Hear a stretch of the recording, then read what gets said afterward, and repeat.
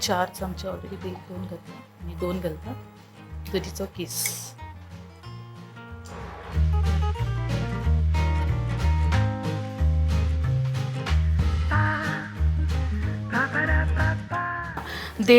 देड माप जर हें आसत, देड पॉल जर हें आसत जाल्यार एटलिस्ट 1.5 ग्लास तुमी उदक घेयात.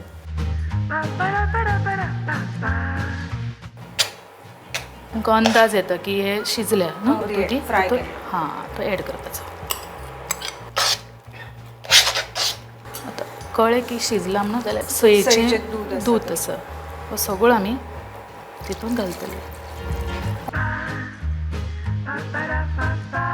अंदाजान घेतला गोड, एक बॉल गोड घेतला आमी.